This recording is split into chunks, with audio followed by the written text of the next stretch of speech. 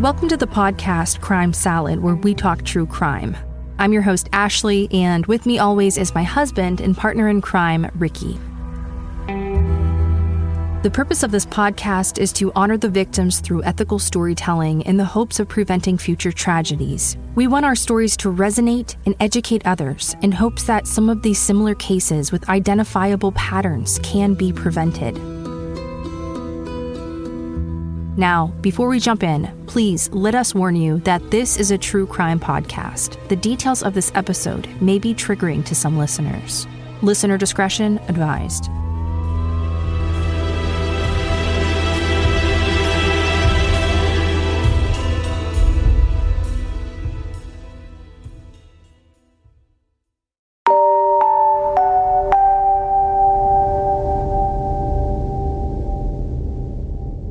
On September 1st, 2016, a man named Greg Mulvihill, who is a software engineer, received a late-night phone call from a mysterious caller.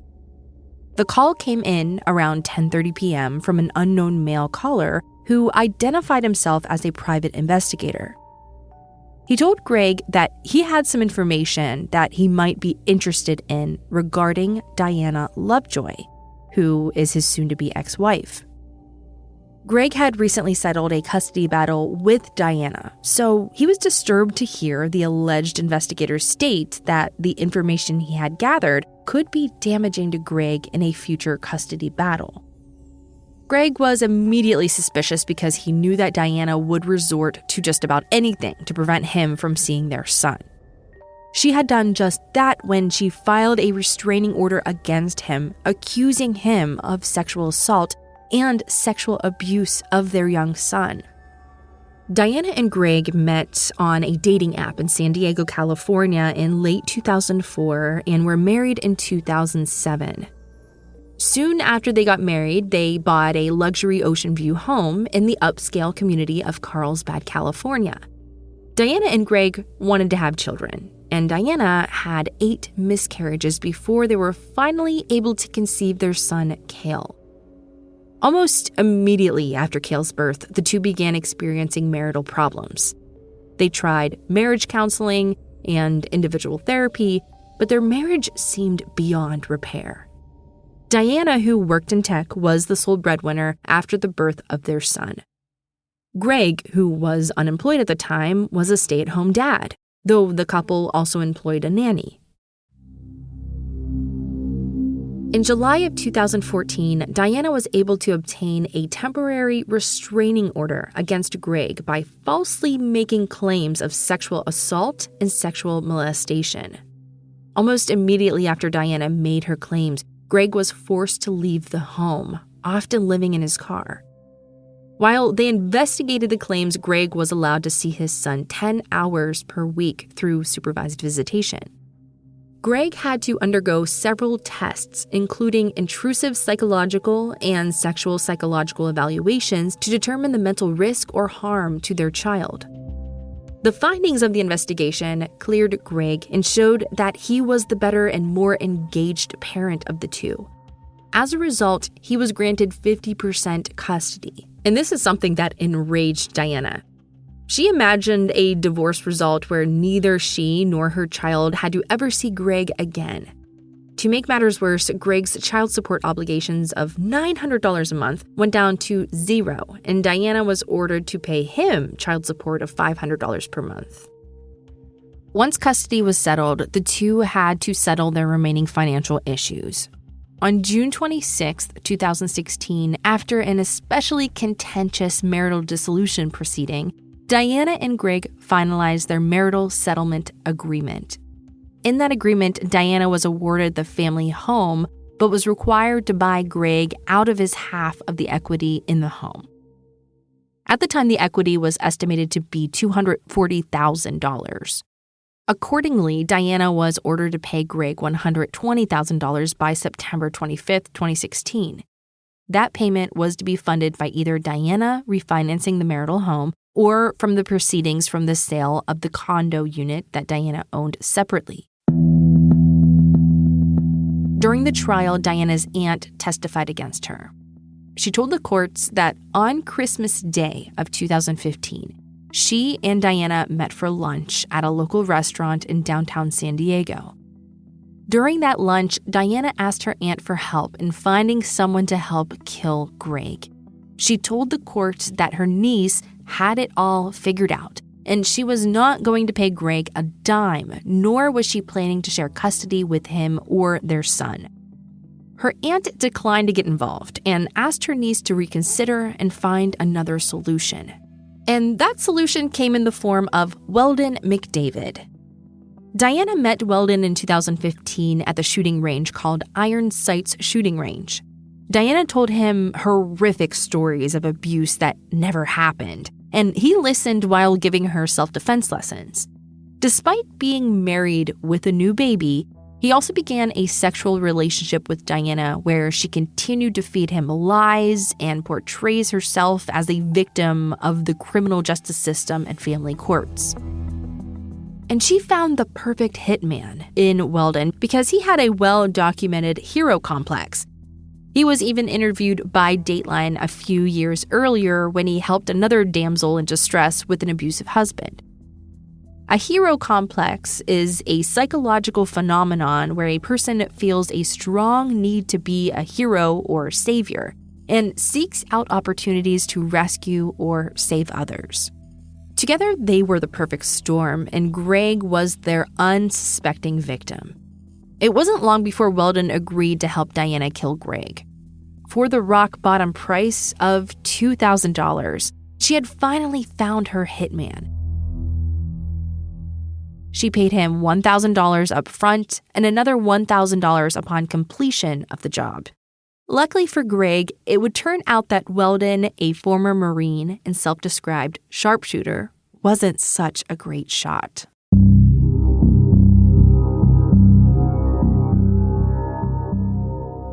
On August 31st, 2016, Weldon went out to a secluded walking trail and scouted out the area.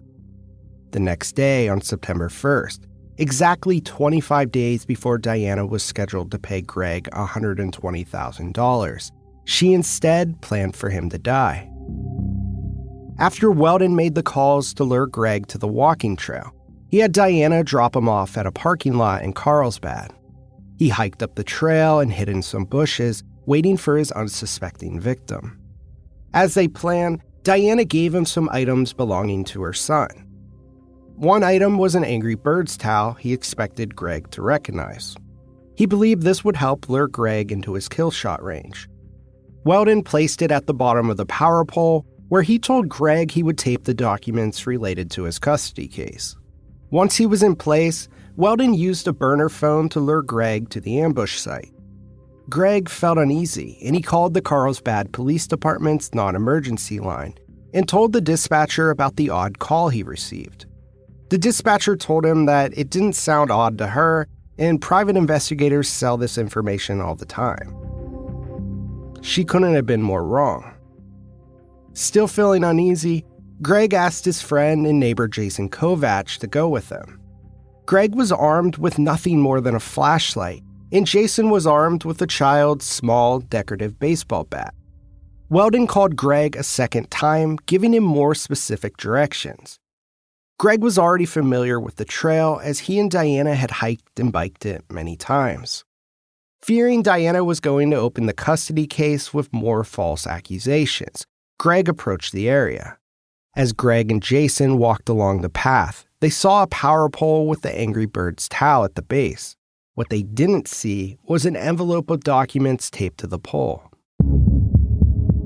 They were still 150 feet from the power pole when Greg heard a rustling noise coming from the bushes. He used his flashlight to scan the area, and about 60 feet past the power pole, he saw someone dressed in camouflage clothing laying prone on the ground and pointing a sniper rifle in their direction. Greg tentatively said hello, and then Jason screamed either run or gun. They both began running back the way they came when Greg felt something hit his back. They heard 7 shots in total, all heading in their direction. Only once they reached the car did they realize that Greg had been shot in the chest. They called 911 and the police responded and escorted Greg into surgery. They discovered he had sustained an entry and exit wound from one gunshot. The entry was below his armpit and exited through his chest. The bullet tore through a potentially lethal area that contained major arteries and nerve structures, and without treatment, Greg would have bled to death. Police talked to Greg before he went into surgery, and they learned that Greg had gone through a contentious custody battle and was in the middle of finalizing his divorce. While investigating the scene, police found a bullet jacket consistent with having been fired from an AR-15 rifle. They also found 2 towels at the scene, one covered in human fecal matter. Later, the DNA from that towel would trace back to Weldon McDavid.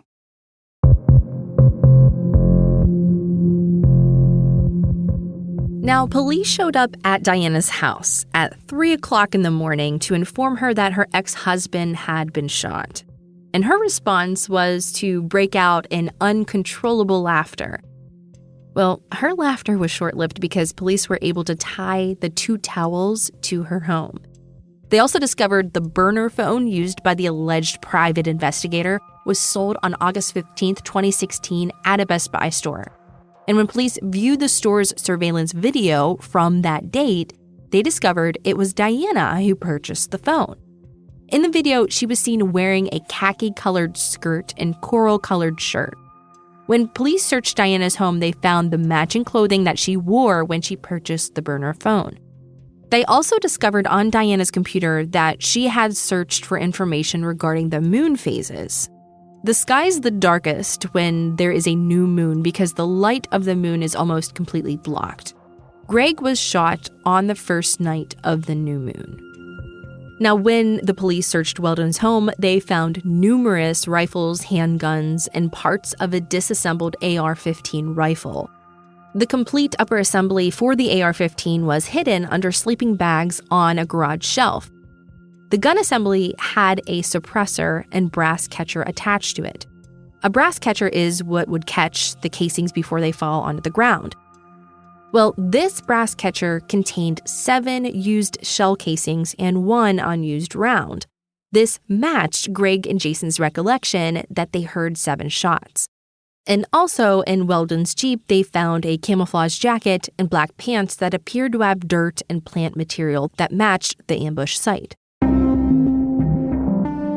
When Diana was confronted with the evidence against her, she admitted to hiring Weldon not to kill her soon-to-be ex-husband, but to merely scare him from pursuing his custody rights to their son.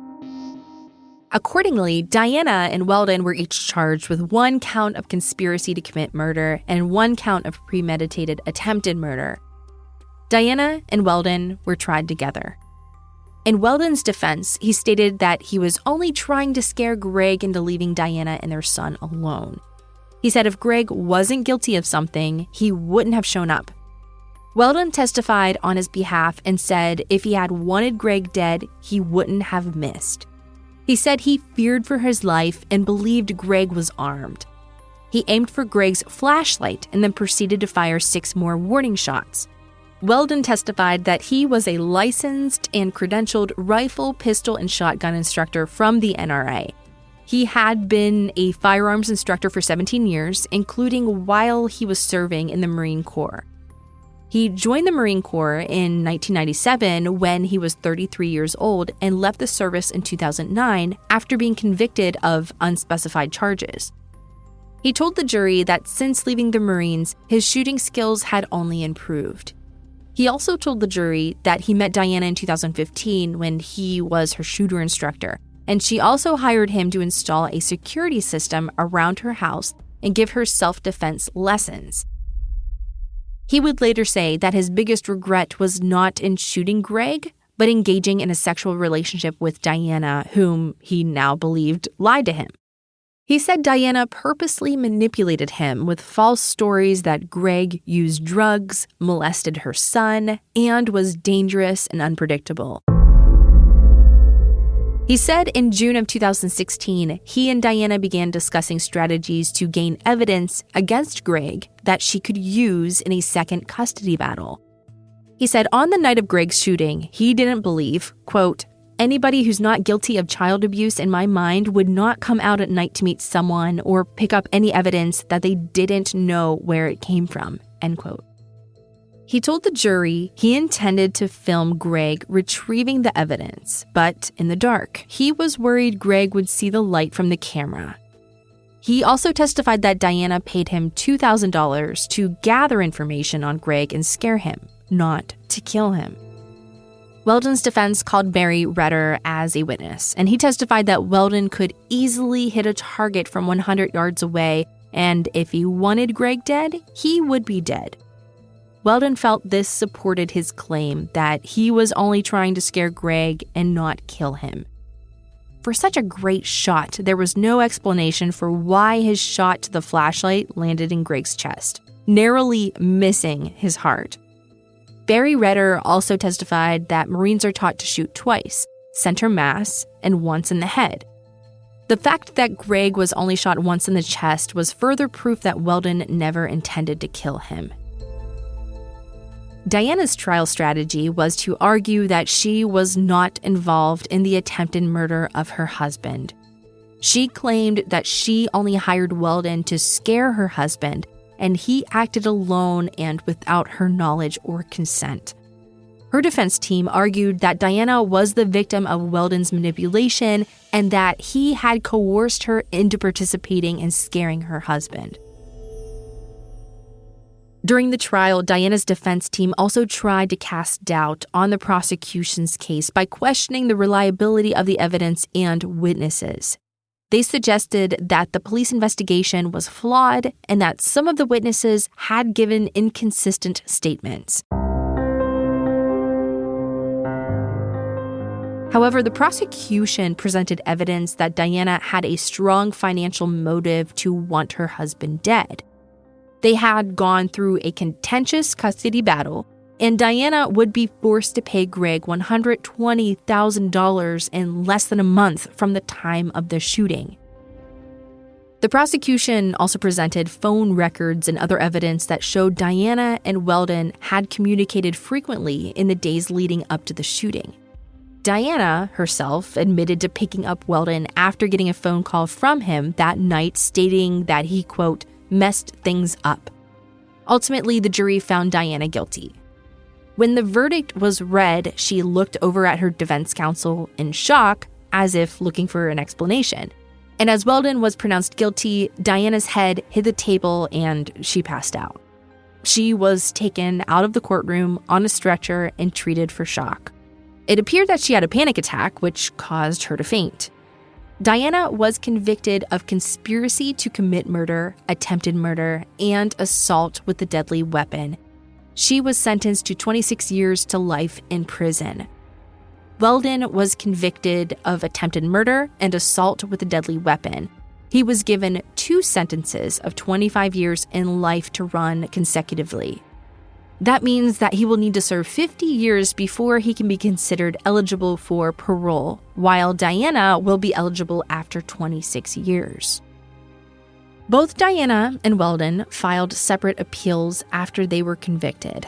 Diana's appeal was based on the argument that the evidence presented at the trial was insufficient to support the verdict. Her defense team argued that there was no direct evidence that Diana conspired with Weldon to carry out the shooting. They argued that the prosecution's case relied solely on circumstantial evidence that was open to interpretation and that the jury may have reached a verdict based on speculation rather than proof beyond a reasonable doubt. Diana's appeal was denied on May of 2020, and Weldon's appeal was denied in February of 2021. As of today, they are both still in prison, serving their sentences. And before we jump off here, I just want to thank our Patreon supporters for supporting our show, Crime Salad. Enjoy the ad-free listens. This week, thank you, Rick, Amy, Valerie, Ruby, Karen, Pamela, and Rebecca. Thank you all so much for supporting our show. If we didn't mention you, sometimes we don't get all of the names who do become supporters, especially if you're on Apple. But just know that we love you so much, and thank you so much for supporting our show. We really, really, really appreciate it. All right. Have a good rest of your week. We'll see you next week.